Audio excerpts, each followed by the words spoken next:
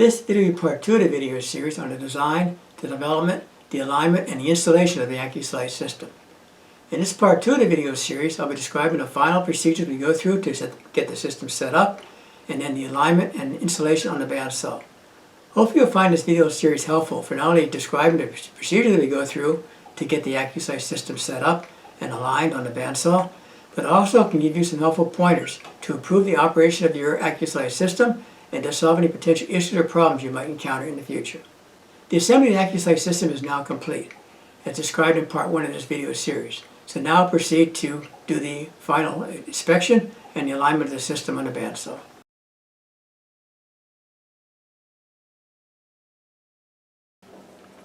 First of all, I'll turn the Accu-Slice Index table upside down and check for any screws, pins, or other items protruding below the bottom surface of the main index table plate. Anything that protrudes below this surface will cause scratches on the bandsaw table and restrict the free movement of the index table on the bandsaw. I first checked the two 1/4 inch diameter pins that are used to align the Accu-Slice rail, and the two 1/8 inch pins that are used to align the index assembly. These pins were pressed into the holes in the main Accu-Slice plate using an arbor press, which forces these pins in these holes with a very tight friction fit. There is no glue or welding of these pins. There should normally be no need to align these pins since they have been properly aligned during assembly. However, if they are protruding below the surface of the table, they can easily be forced back down below the surface of the main plate using a small hammer and a pin pipe. Just lightly tap the pins to recess them down below the plate surface. Next, I check the recessed screw holes with the number 632 socket head screws. These screws are used to attach the index assembly in place. The screw heads in these countersunk holes should all be below the surface of this plate. If they're not, it's probably because either the screws came loose or the screws are too long. Next, I check the mag jig clamps. The alignment of the mag jig clamps is critical. The mag jig clamps are added to the Accu-Slice Index table to securely clamp the Accu-Slice Index table to the bandsaw table in order to eliminate vibration of the index table and provide for smooth cuts. The bottom surface of the mag jig clamps must not protrude below the bottom surface of this main plate. And I usually check this with a small ruler. If they did extend below the bottom of this plate, you will hear a distinctive clunk each time you slice the Accu-Slice Index table past the front edge of the bandsaw table. In addition, they would scrape the bandsaw table surface. However, this bottom surface must be very close to this main surface plate on the Accu-Slice system in order for the Accu-Slice system to accurately clamp the bandsaw table. Normally, the bottom surface of the mag jig clamps are recessed between 0.002 and 0.008 of an inch below this bottom of this main plate. To adjust the height of the mag jig clamps, you would need to adjust the thickness of the Delrin spacers. These Delrin spacers have been precision machined to the correct length to achieve the correct spacing. However, if the mag jig clamps are protruding below the bottom surface of the index table, you would then need to add a washer on top of the Delrin spacers to increase its length. However, if the mag jig clamps are too far away from the bottom surface, you're not clamping the Accu-Slice Index table to the bandsaw table, you would need to shorten these Delrin spacers. This can easily be accomplished by lightly sanding the bottom surfaces of the Delrin spacers with some 220 grit sandpaper. This should only be necessary if the Delrin clamps are failing to clamp the Accu-Slice Index table to the bandsaw table, as will be demonstrated later.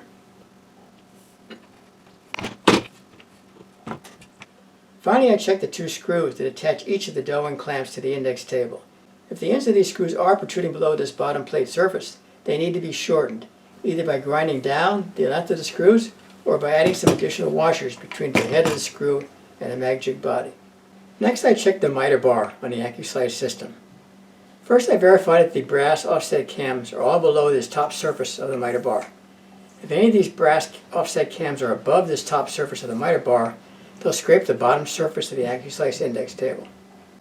These brass offset cams are friction fit into holes in the miter bar, as was shown in the previous video. So if they are protruding above this top surface of the miter bar, they can easily be pushed down manually or with the aid of a small hammer or press. And often I just use a small plastic hammer like this to tap them down in place. These brass offset cams should not normally need to be replaced, as long as they are not over-tightened during normal use. If they're over-tightened, this will cause premature wear on the brass pins, and eventually they will fail to lock the miter bar into the miter bar slot on the bandsaw. At that time, they will need to be replaced. As will be shown later, these brass offset cams can only be lightly tightened. I have never needed to replace these brass offset cams on my Accu-Slice system, which has encountered extensive use over the past 5 years. However, if the brass offset cams need to be replaced, replacement cams are available on our website and can easily be replaced as shown in part 1 of this video series. Another option would be to replace the entire miter bar with a new miter bar with 3 offset brass cams. The replacement bar is available on our website. I also check the miter bar to make sure that it's not bowed or warped upwards. If it's warped upwards, then the top surface of the center of this section of the miter bar will scrape the underside of the main plate on the Accu-Slice system. So I normally just push this down slightly so it's not bowed upwards, and that it clears the underside of the main index table. The miter bar can either be straight or can even bow down slightly. I just want to make sure that it does not scrape this underside of the index table. Next, I check the 2 recessed screws that attach the miter bar to the blocks on the guide bars.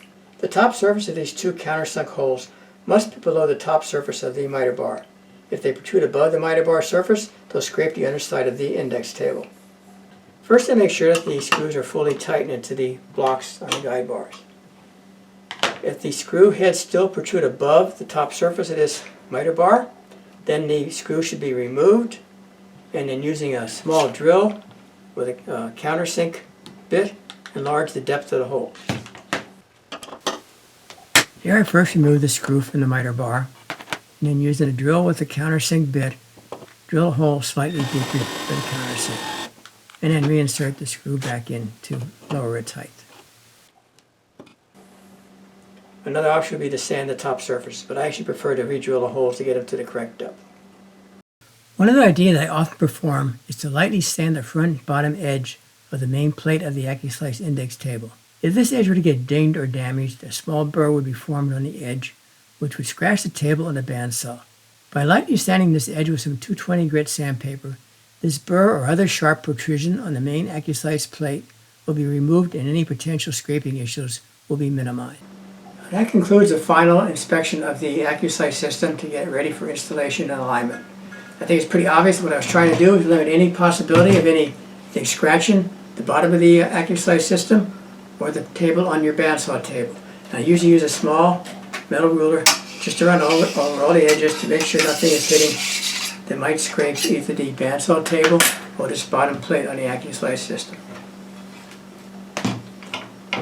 So the system is now fully inspected. I'm ready to take it to the bandsaw and do the final installation and alignment. It's important to keep in mind that when using the Accu-Slice system, there will be friction between the bottom edge of the index table and your bandsaw table. So there will always be some minor scratches on both the bottom of the Accu-Slice system and your bandsaw table. You want that friction between these 2 plates because this system, you actually want to clamp down with the magazine clamps to get it tight against that bandsaw table to reduce friction and therefore give you smoother cuts. So you do get some minor scratches. We're just trying to minimize them with the inspection that I just previously did. You also want to check your bandsaw table, and quite often use that same 220 grit sandpaper to sand the front edge of the bandsaw table. Again, you might get a small ding in that edge, and if you can't sand it out, that eliminates scratching of the bottom of the Accu-Slice table. Another thing that can be done is many of our customers use like a Teflon spray or a wax on top of their bandsaw table and on the bottom of the Accu-Slice system. Again, those sprays, either Teflon or wax, will reduce friction and give you a smoother travel of the index table on the bandsaw table.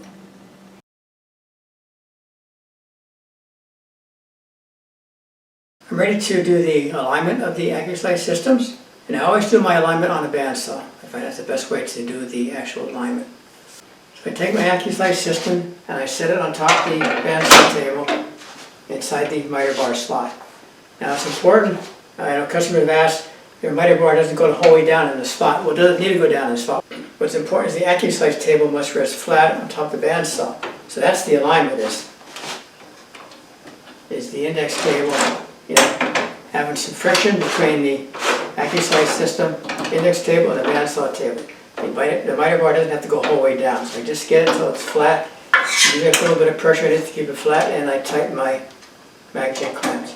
And notice I'm just tightening them finger tight. That's all that's required. You don't need to crank it down, just a light touch. Because you're not trying to get it from pulling out, it's just to keep it from, flat against this front of the edge of the miter bar slot. So that's all that's required. Let me repeat that installation. A different, closer view of the system. So I mount my index table on the bandsaw table. Make sure the table is flat against the bandsaw table, and then just lightly tighten the miter bar offset cam screws. Again, just light pressure is all that's required. You don't need to torque these things down, just the light pressure is all that's required. And this table should be riding flush on top of the bandsaw table. The miter bar doesn't have to go the whole way down in the slot. All you want to make sure is that the table on the Accu-Slice system, the bottom surface of that, is flush with and level with the surface of the bandsaw table. And now we're ready to align it. So the next thing I do is I align the front edge of the Accu-Slice main table level and flush with this front edge of the miter bar slot. So get it perfectly straight. Then I use 2 small clamps and I actually clamp it in position.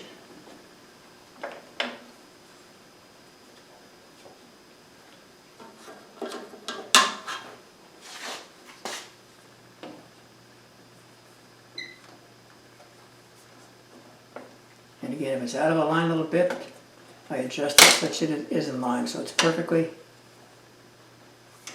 parallel. This plate being parallel with the miter bar slot. Here's the view from a different angle. Here I'm showing I want to align this front edge of the miter bar with this front edge of the front table on the Accu-Slice system. So I just move it in until these 2 surfaces are perfectly parallel to one another. And then I clamp it in place.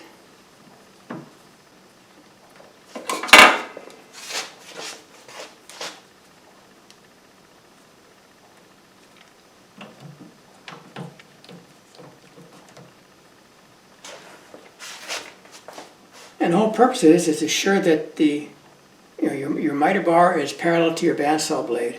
And now this front plate is parallel to the miter bar, which means this front plate is parallel to your bandsaw blade. So you get straight cuts. If you had this angled, you'd get an off-angle cut. You'd get a tapered cut. So those 2 surfaces are perfectly flat against one another, the entire length of the system. And so those 2 surfaces now are perfectly flat and level with one another. Then I release my mag J clamps, move my front bar out. And I see this front bar slides because it's not tightened down here, so it does get quite a bit of movement. So I move this out, and I have a straight parallel that slides in that space between the main plate and this front plate on the Accu-Slice system. And then I clamp it in position. And that gets the 2 plates parallel to one another.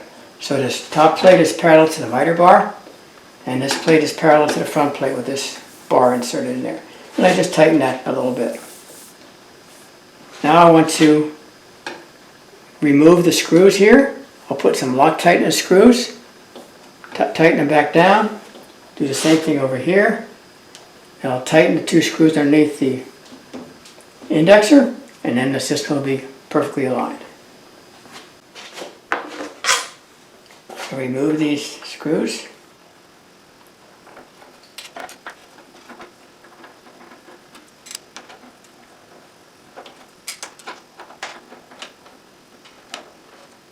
And then I'm using Loctite.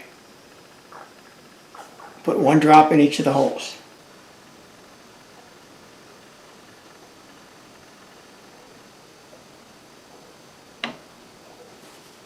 And reinstall and tighten the screws. I also make sure that the coarse adjustment knobs are loose so as not to interfere with the tightening of the table screws.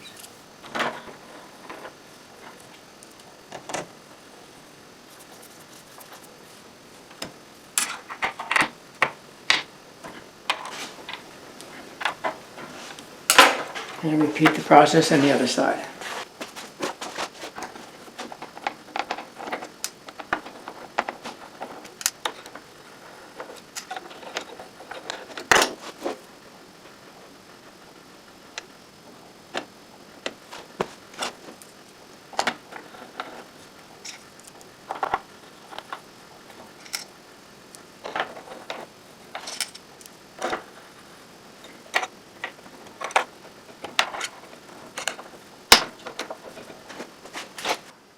And this is now a view from underneath the index table. And there's 2 screws that hold the indexer in place.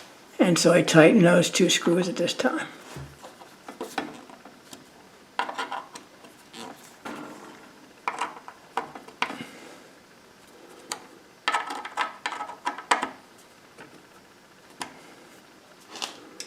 Okay, I now push this and remove my bar.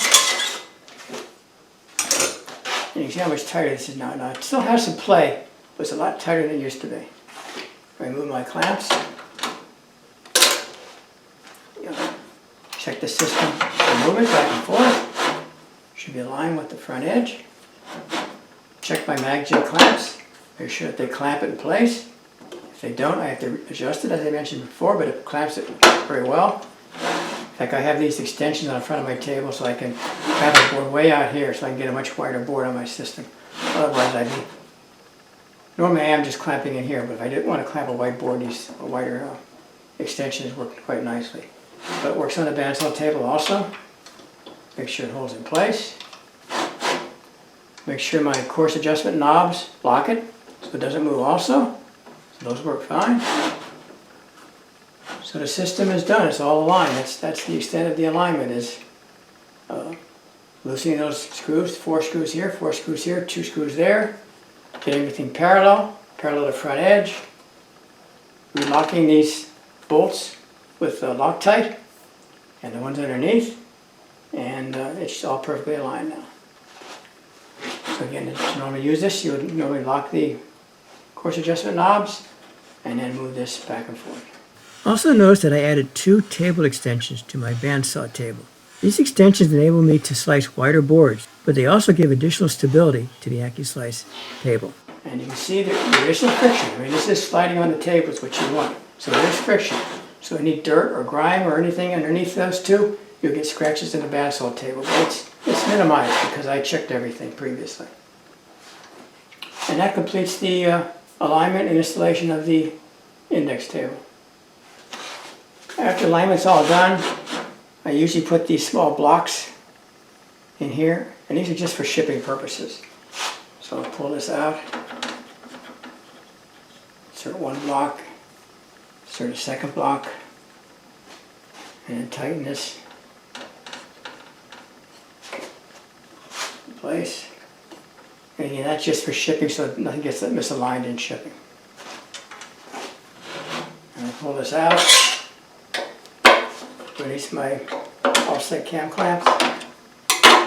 As you push it forward to the edge of the miter bar, and then lock the offset course adjustment knobs in place. And then remove from the bandsaw table. That's ready to package for shipping. Let me repeat the process for a second system. You have to loosen my course adjustment knobs, move my miter bar forward so I can see it. These things may have been jigged a little bit, so I got to loosen my offset cam clamps.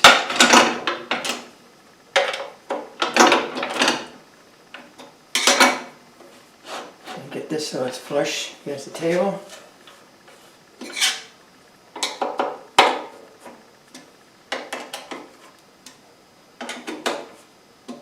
Now one other thing, this miter bar, normally I try and center, but it doesn't have to be, right on center. If you have a carriage or, a fence on your system and the bar's in the way, you may have it offset slightly. That just minimizes the amount of travel you can have with it, but it'll still work fine. But usually I try and get these somewhat centered, where the center one's in line with the front edge of your bandsaw blade. That gives you the maximum travel in your system. Once again, move this forward so it's flush.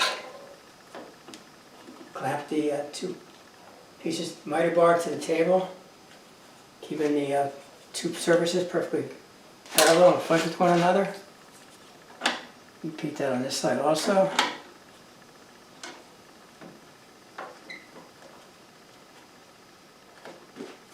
And clamp it in place. Notice the amount of movement you have in this. Lots of movement now, which we'll get rid of eventually.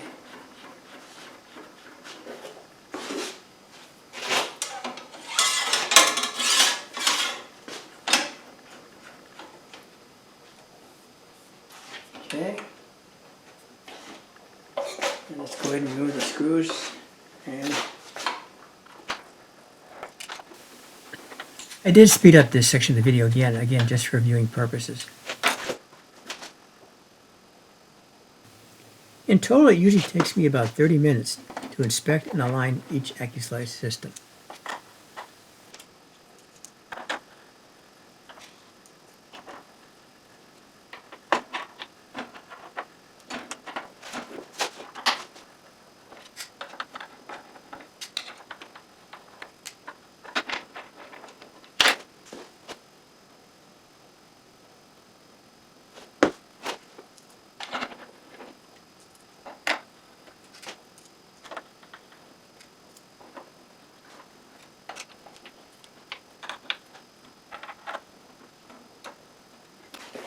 Tighten the screws underneath the header.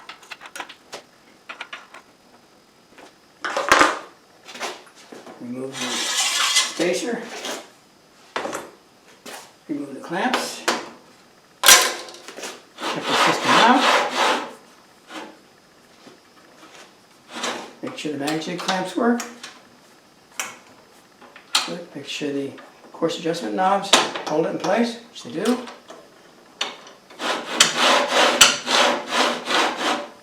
Okay, everything checks out. So I can put my blocks in here.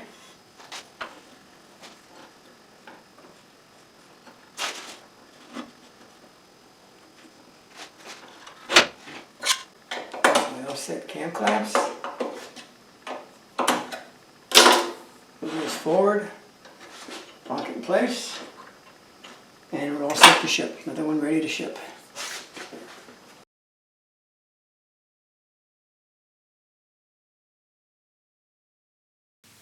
This concludes the video on the inspection, alignment, and installation of the Accu-Slice Index table on a bandsaw. If you want to see how the Accu-Slice system was assembled, please review part 1 of this video series. Also in part 1, we describe the history of the development of the Accu-Slice system. I hope that this video series on the Accu-Slice Index table gives you some insight as to the design, assembly, alignment, and installation of the Accu-Slice Index table. In this video, I described in some detail the inspection procedures that we use to check the Accu-Slice Index table before the final alignment. You might find these helpful to improve the performance of your Accu-Slice system or to troubleshoot any problems you might encounter. Once again, thank you for watching this video. If you found it helpful, please give us a thumbs up and register. This helps our site attract additional viewers.